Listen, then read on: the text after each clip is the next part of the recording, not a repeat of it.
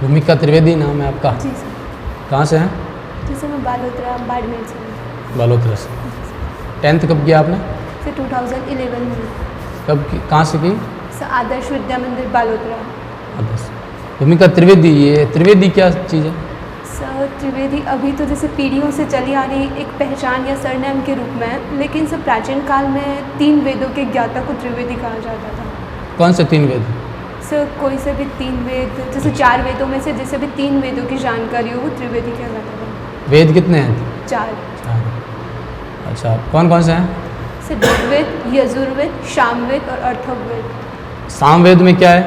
Sir Samaveda में संगीत के बारे में। अच्छा, ये आप जैसे 3 वेदों के ज्ञाता मतलब ब्राह्मण है। जी सर। ये ब्राह्मण शब्द कब से शुरू हुआ? सर मेरे को इसकी एग्जैक्ट जानकारी तो नहीं है, लेकिन जहाँ तक शायद ब्राह्मण शब्द वैदिक काल से ही प्रारंभ हुआ है। ये वर्ण व्यवस्था की बात करते हैं अपन, ब्राह्मण की बात करें तो वर्ण व्यवस्था की बात करते हैं। जी सर। ये जन्म प्रदान थी पहले या कर्म प्रदान? सर पहले ये कर्म प्रधान थी। अच्छा, तो फिर जन्म प्रदान कब से हो रही है, ये कुछ प्रदान? सर इसका एग्जैक्ट तो, लेकिन सर रूढ़ियाँ और इसमें अंधविश्वासों के चलते ये बाद में होगी, लेकिन प्रारंभिक स्तर पर यही प्रमाण मिलते हैं कि ये कर्म प्रधान थी। लेकिन कालांतर में उत्तर वैदिक काल के बाद ये व्यवस्था हो गई कि ये कर्म प्रदान ना रहकर जन्म प्रदान हो गई। जन्म प्रदान।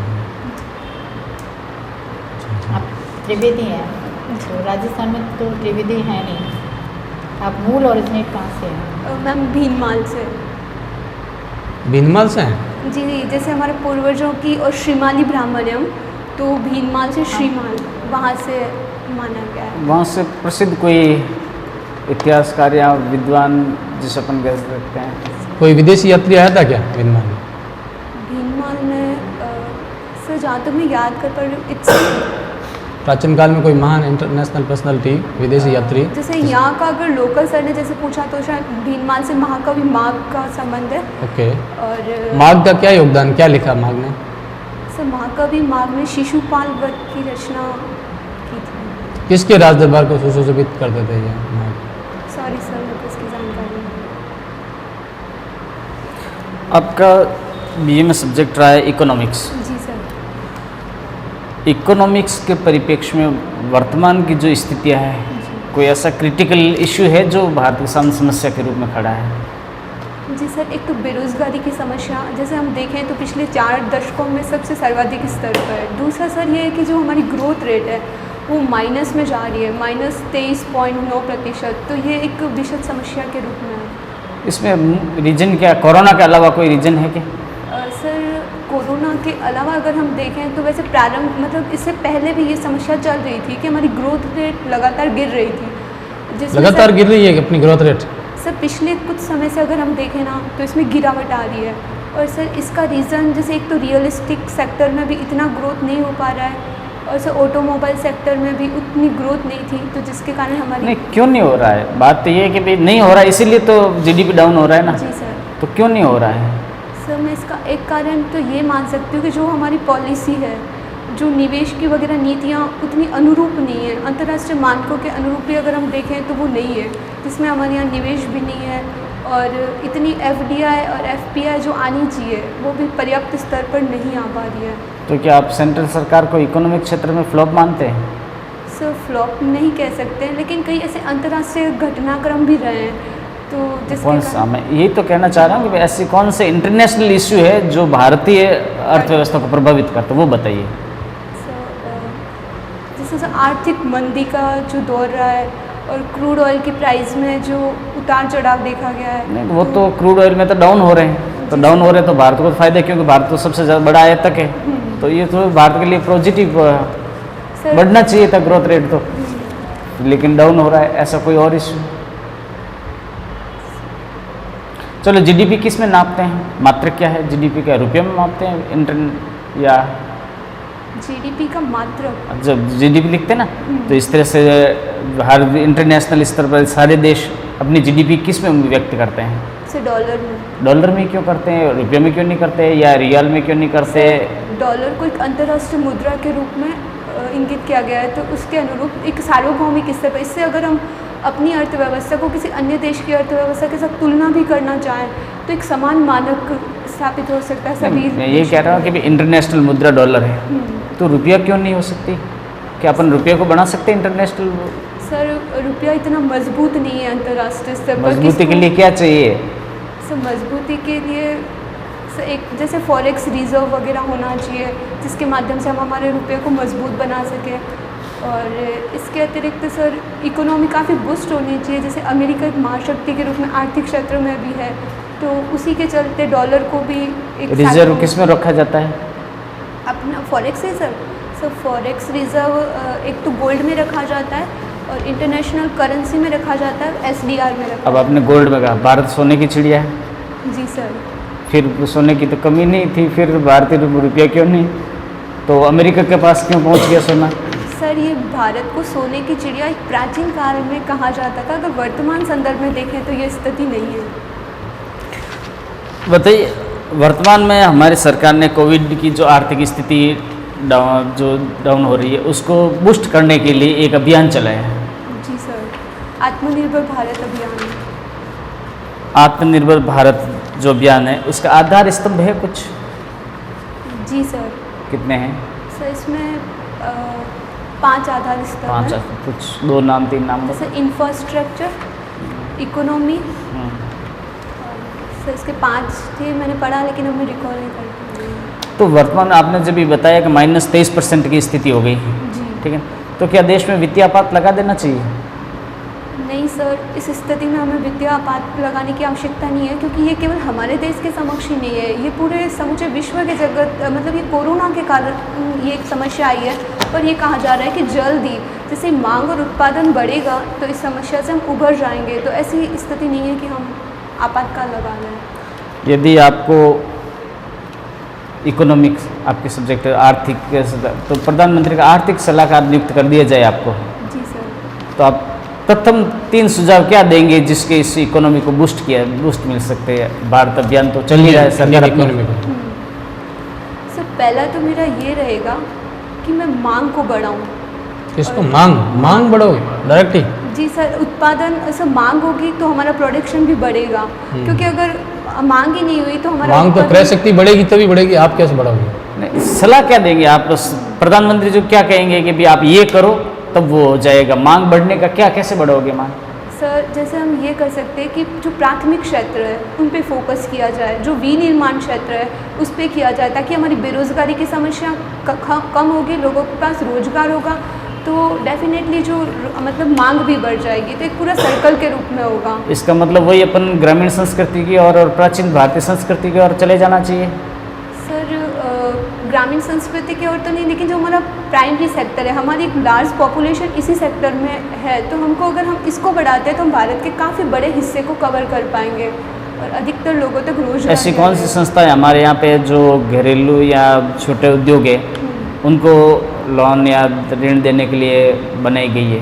सर जैसे एक तो नाबार्ड, शाबाश। सिडबी, तो ये संस्थाएं जो मुख्यतः MSME सेक्टर जो बेसिक इंफ्रास्ट्रक्चर पर फोकस करती है। MSME सेक्टर के लिए राजस्थान में किस क्षेत्र पे विशेष फोकस हो रहा है, इंडस्ट्रियल हब के रूप में विकसित किया जा रहा है? अगर राजस्थान के संदर्भ में सब मैं 2 चीज़ों को सोच पा रही हूँ, एक तो जैसे हथकरघा उद्योग है और सर एक खनिज और इससे रिलेटेड जो माइनिंग वाला सेक्टर है राजस्थान में। खनिज तो माइंस का तो अलग हो जाएगा, इसमें तो कोर सेक्टर के रूप में और उसमें हो जाएगा। राजस्थान का कौन सा क्षेत्र जो औद्योगिक रूप से विकसित होने के लिए है और हमारे यहाँ बाड़मेर में भी एक ऐसी चर्चा में है? सर तो हथकरघा उद्योग और कुटीर उद्योग जो है, तो मैं बाड़मेर के संदर्भ में यही समझ पा रही नहीं, हूँ। पूरे राष्ट्र के देश पे चर्चा में है। सर शायद अगर रूमा देवी के संदर्भ में आप नहीं कह रहे हैं कि जो अभी विशेष चर्चा में है बाड़मेर के चलते, और सर रिफाइनरी पर इस सेक्टर में नहीं आएगा अगर बाड़मेर। रिफाइनरी तो रूमा देवी जी ने अभी जो आपने बताया नाम लिया रूमा देवी, ठीक है ना, तो उन्होंने जो किया महिला सशक्तिकरण के लिए हिसाब से, या जो और से अभी कौन बनेगा करोड़पति में वो गए थे, जी सर। तो उनका सहयोग किसने किया था? सर एक्ट्रेस थी,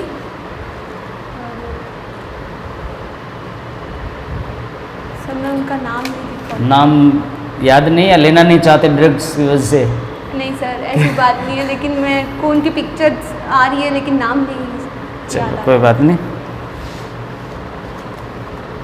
अभी आपने रिफाइनरी का नाम लिया, रहा। जी सर। तो रिफाइनरी में स्थानीय कोई इकोनॉमिक व्यू में लाभ, जी सर। बाड़मेर जिले को क्या लाभ होगा इस सर केवल बाड़मेर जिले के लिए? जी सर, एक तो कि रिफाइनरी लगने से ये जो क्षेत्र है ये पिछड़े हुए क्षेत्र के रूप में था, तो कहीं ना कहीं इसको इंफ्रास्ट्रक्चर डेवलपमेंट होगा और सर यहाँ के स्थानीय लोगों को भी रोजगार मिलेगा और इस क्षेत्र का सर्वांगीण विकास भी संभव हो पाएगा अभी तक के पिछड़े क्षेत्र में सर। और सर इसके चलते यहाँ विश्वविद्यालय स्थापित किया जा रहा है, तो कौशल विकास भी होगा और शिक्षा के क्षेत्र में भी नई जागरूकता आएगी। तो रिफाइनरी से अभी बोला आपने कौशल विकास, स्किल डेवलपमेंट, क्या है स्किल डेवलपमेंट? सर कौशल स्किल डेवलपमेंट का मीन हम ये ले सकते हैं कि कोई भी व्यक्ति को एक कोई मतलब विशेष क्षेत्र के अंतर्गत इतना कुशल बनाना कि वो उससे अपनी आजीविका के साधन उपलब्ध करवा सकें। इकोनॉमिक्स में वर्ड आता है ना बार बार, मंदी। मंदी क्या है? जी सर, मंदी सर जब ये कि मांग नहीं हो पाती है कोई चीज़ की, उत्पादन होने के बावजूद उसकी खपत नहीं होती है, तो वो मंदी की स्थिति है। क्यों ये आता है, ये क्यों होती है ये? सर लोगों की क्रय शक्ति, जो क्रय क्षमता की शक्ति है वो कहीं ना कहीं कमज़ोर हो जाती है, तो इसके कारण वो चीज़ों को परचेज। सिर्फ एक ही चीज़ है या एक पूरा साइकिल है? भाई क्रय शक्ति है, क्रय शक्ति नहीं तो मांग नहीं है, फिर उत्पादन नहीं है तो उपभोग नहीं है, बचत नहीं है, साइकिल चलेगा। फिर ये एक चीज़ ही बता रहे हो आप बार बार। जी सर, अगर उत्पादन भी कम है, लागतों में वृद्धि हो रही है और पूरा एक पूरा सर्कल साइकिल है। फिर 2003, 4, 5 में अमेरिका में मंदी आई थी, ज़बरदस्त मंदी आई थी, इंडिया में नहीं आई थी। जी सर। इंडिया से कई इकोनॉमिक्स को बुलाया गया कि भाई आपके वहाँ मंदी नहीं आई, वहाँ अवसर था बहुत ज़्यादा था, ऐसा क्यों हुआ? मैंने इसके बारे में पढ़ा नहीं है, लेकिन मैं ये समझ पा रही हूँ कि अंतर्राष्ट्रीय उस वक्त आप क्या बीए तो कर ही रहे थे, तो इकोनॉमिक्स के स्टूडेंट के हिसाब से अपेक्षा करते हैं। 2003-4 में। हाँ, कब सर क्या? 2011 में मेरी 10th हुई है। Okay okay. लेकिन फिर भी तो अभी जैसे- मंदी का नाम तो अपन जनरल हाँ। जीके के पॉइंट ऑफ व्यू से ये आता ही है। लेकिन अमेरिका के संदर्भ में देखें कि वहाँ मंदी और अपने भारत में नहीं है, तो हम ये समझ सकते हैं कि हमारे जो घरेलू जो उद्योग थे वो काफ़ी मजबूत स्थिति में थे कि हम अपना सर्वाइवल इजीली कर सके, और यहाँ के लोगों के पास भी काफ़ी अच्छा स्टोर था कि वो अपनी आवश्यकताओं की पूर्ति कर सके। या फिर वहाँ उपभोग की संस्कृति थी, यहाँ बचत की है? सर ये भी एक मेन फैक्टर रहा है कि हमारे यहाँ के लोगों की बचत। न्यूज़पेपर में पढ़ रहे थे केशवानंद भारती, जिनके विद्यार्थी जी सर। वो जी सर, केशवानंद भारती बनाम भारत सरकार जो वाद था 1973 का, जिसके चलते अभी उनकी डेथ हुई, तो ये वापस चर्चा में रहा और इससे मूलभूत ढांचे की जो संरचना है इसके कारण। पिक्चर में डेफिनेशन दी है क्या? पिक्चर में सर इसके बारे में एग्जैक्ट नहीं बताया गया है, लेकिन जैसे जैसे इसमें कुछ कुछ पहलुओं को जोड़ा अच्छा, गया ये है, जैसे सर हम ये माने पंथ निरपेक्षता और मतलब कार्यपालिका और जो न्यायपालिका की पृथकता, ये समय समय पर जो जो वाद है उसमें ऐसे डाला हुआ है। मूलभूत ढांचे का भाग है। सर प्रस्तावना को मूलभूत ढांचे का भाग नहीं माना गया है। क्यों? Sorry sir. प्रस्तावना में संविधान संशोधन किया जा सकता है? प्रस्तावना में जी सर किया गया भी है, कितनी बार? से एक बार। क्या जोड़ा है?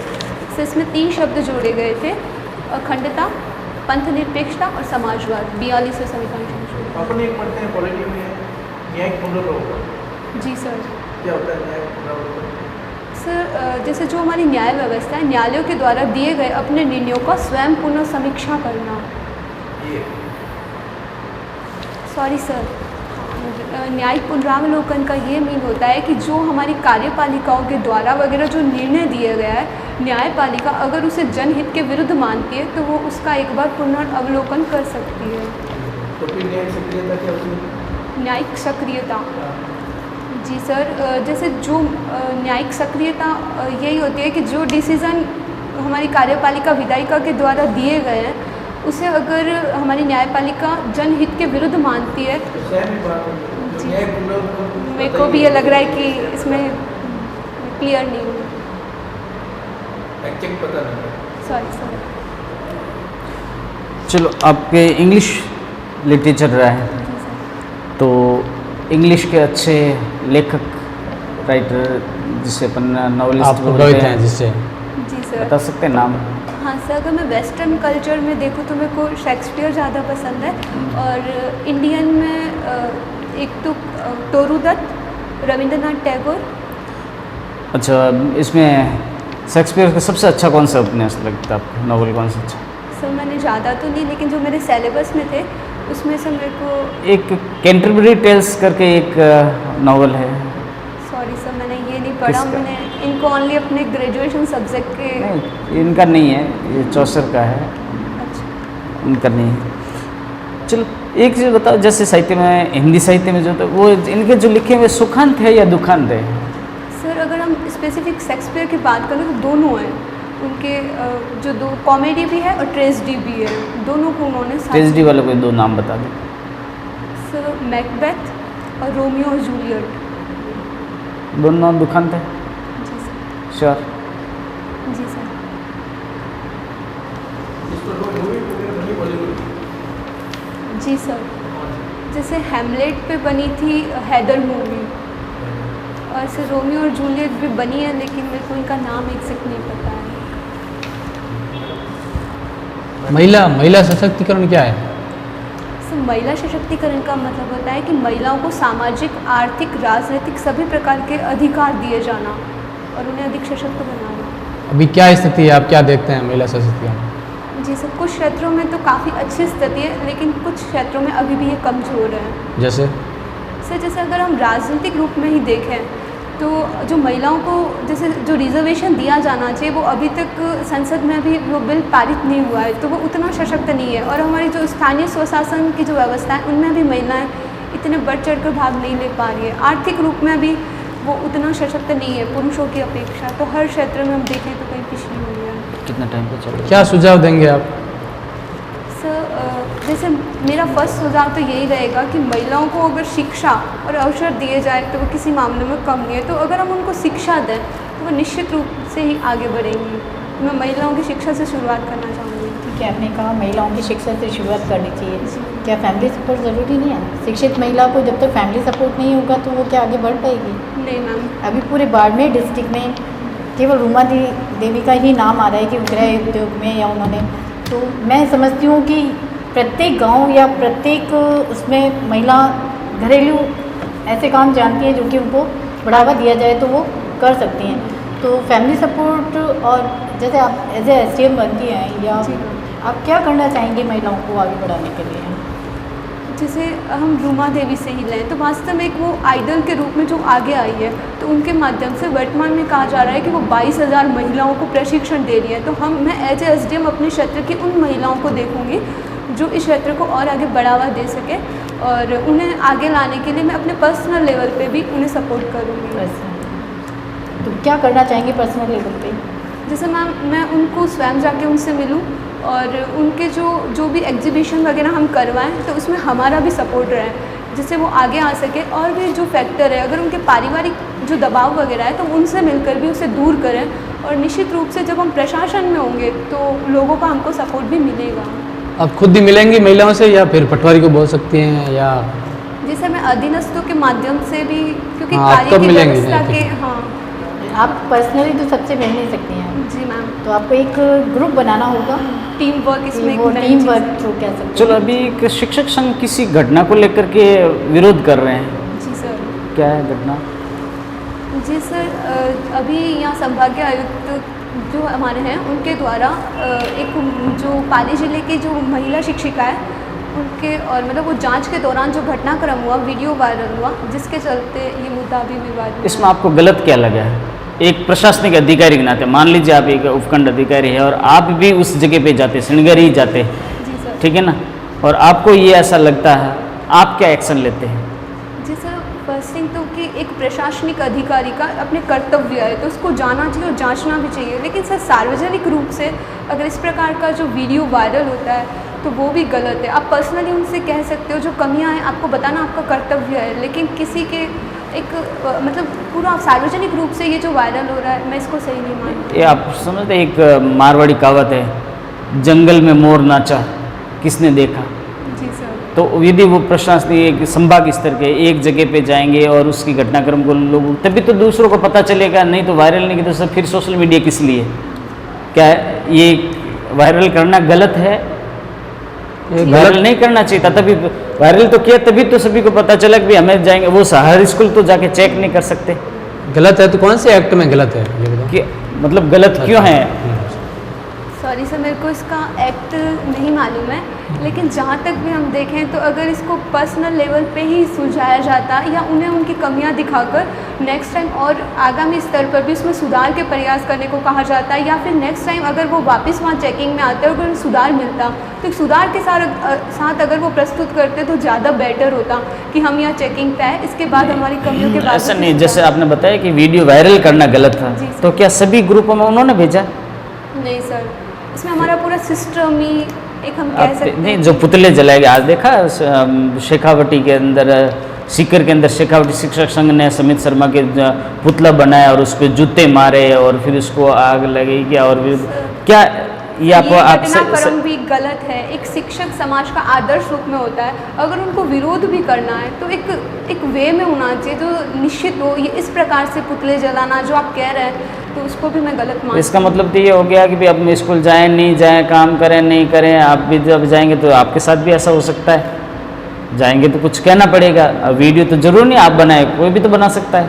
जी सर। तो हो सकता है। तो इस तरह से जो ये शिक्षक संघ जो ये करे, इसका मतलब काम नहीं करना नहीं सर, जैसे हम शिक्षक संघ का भी विरोध का भी एक व्यवस्थित तरीका हो सकता है। जो ये गलत अपना रहे हैं, ये गलत है कि आप जो पुतले जला रहे हो या और भी जो आप एक्टिविटीज़ कर रहे हो। तो मतलब समित शर्मा ने एक ही गलत किया, केवल वीडियो वायरल किया। वीडियो वायरल नहीं करते तो सही था सर।